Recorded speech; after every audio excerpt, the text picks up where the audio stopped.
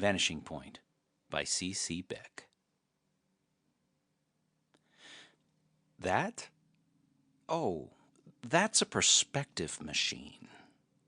Well, not exactly, but that's what I call it. No, I don't know how it works. Too complicated for me. Carter could make it go, but after he made it, he never used it. Too bad.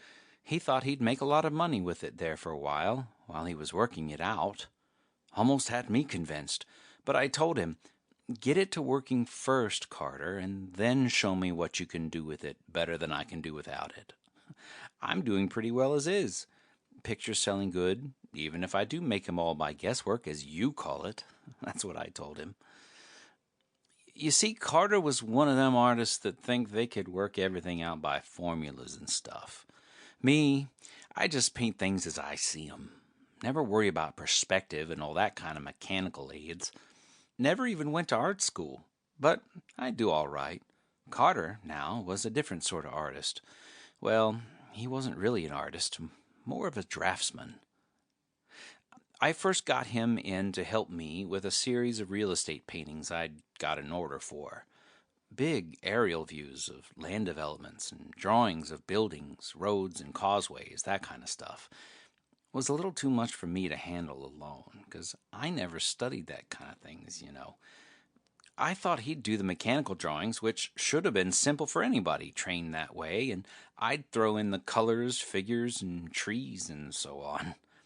He did fine. Job came out good. Client was real happy. We made a pretty good amount on the job, enough to keep us for a couple of months without working afterwards. I took it easy, fishing and so on, but Carter stayed here in the studio working on his own stuff.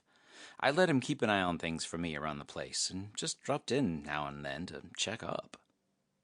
The guy was nuts on the subject of perspective. I thought he knew all there was to know about it already, but he claimed nobody knew anything about it, really. Said he'd been studying it for years, and the more he learned about it, the more there was to learn. He used to cover big sheets of paper with complicated diagrams, trying to prove something or other to himself. I'd come into the studio and find him with thumbtacks and strings and stuff all over the place.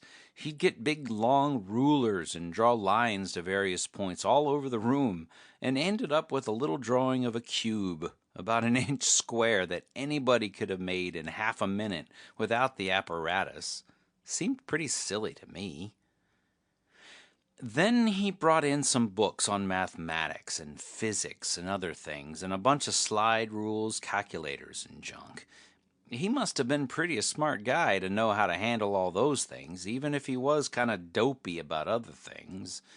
You know, women and fishing and sports and drinking. He was lousy at everything except working on those perspective problems. Personally, I couldn't see much sense to what he was doing. The guy could draw all right already, so I asked him what more did he want. Let me see if I can remember what he said. "I'm trying to get at the things as they really are, not as they appear," he said. I think those were his words. "Art is an illusion, a bag of tricks. Reality is something else, not what we think it is. Drawings are two-dimensional projections of a world that is not merely three, but four-dimensional, if not more," he said. Yeah, kind of a crackpot Carter was. Just on that one subject, though. Nice enough guy otherwise. Here, look at some of the drawings he made, working out his formulas. Nice designs, huh? Might make good wallpaper or fabric patterns, real abstract. That's what people seem to like. See all those little letters scattered around among the lines? Different kinds of vanishing points they are. Carter claimed the whole world was full of vanishing points. You don't know what a vanishing point is? Let me see if I can explain. Come over to the window here. You see how that road out there gets smaller and smaller in the distance? Of course, the road doesn't really get smaller. It just looks that way. That's what we call a vanishing point in drawing. Simple, isn't it? Never could understand why Carter went to so much trouble working out all those ways to locate vanishing points. Me, I just throw 'em in wherever I need them. But Carter claimed that was wrong, said they were all connected together some way, and he was going to work out a method to prove it. Here's a little gadget he made up to help his calculations. Bunch of discs all pivoted together at the center. You're supposed to turn them around so the arrows point to the different figures and things. Here's the square root sign. I remember Carter telling me that. This one is the tangent function, whatever that means. Log, there, is short for logarithm.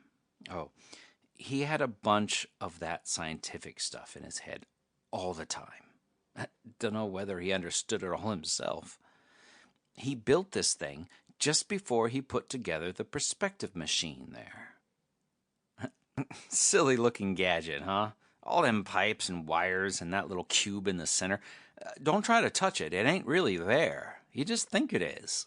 It's what Carter called a tesseract or a cataract. No, that ain't the right word. Something like that. Tessa or something or other. There's a picture like it in one of Carter's books. Hurts your eyes to look at it, don't it? That's what Carter thought was going to make him a lot of fame and money, that perspective machine. I told him nobody'd ever make a drawing machine yet that worked, but he said it wasn't supposed to make drawings. It was just supposed to give people a view of what reality really is, instead of what they think it is.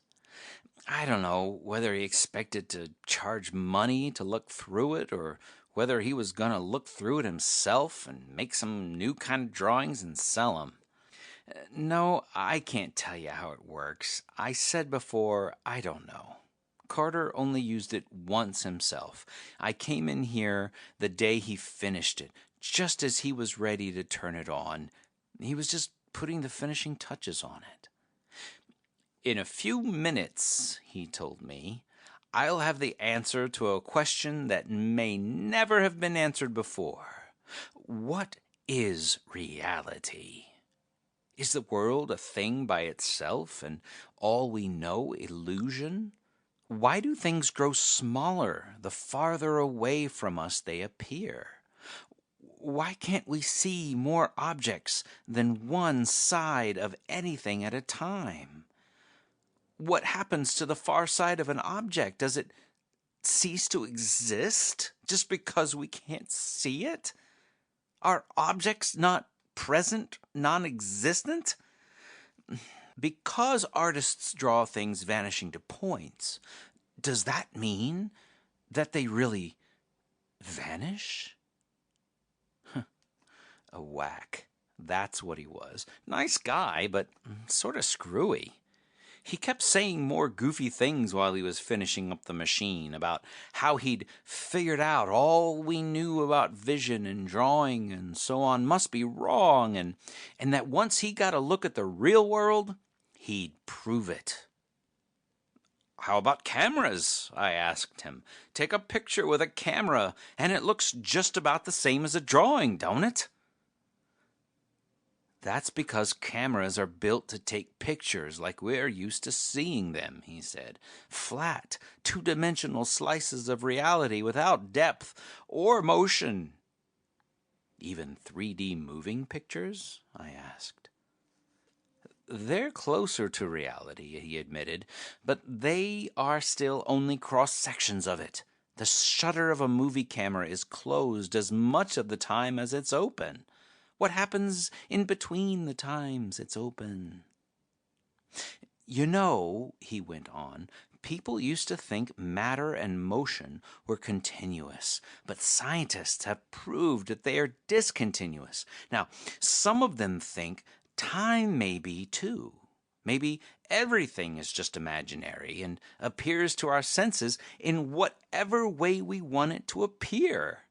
We are so well trained that we see everything just as we are taught to see it by generations of artists, writers, and other symbol makers.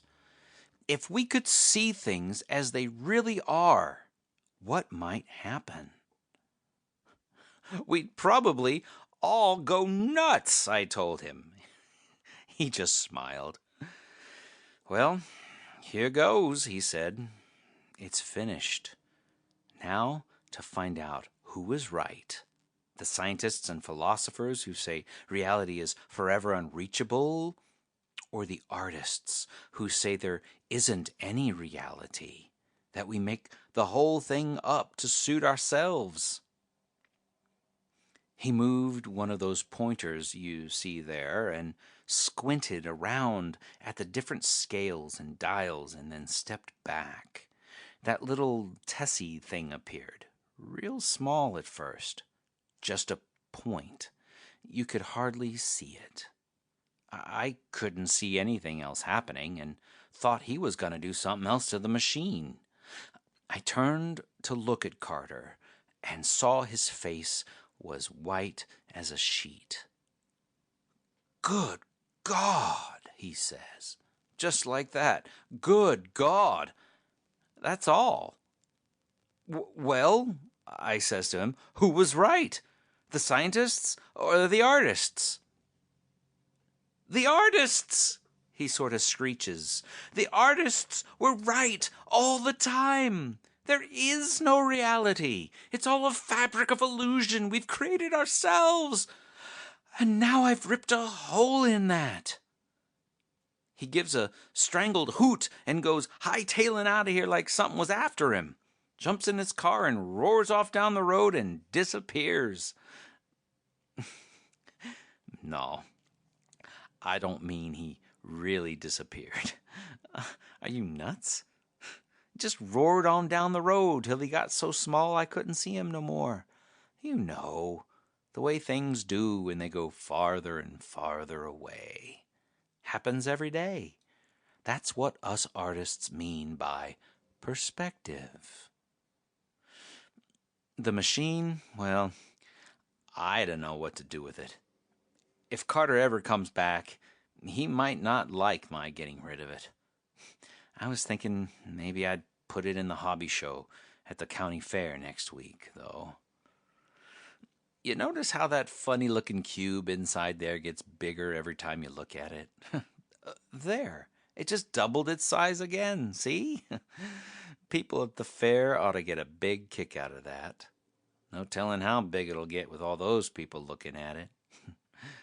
But come on, let's go fishing. We'd better hurry or it'll be too late.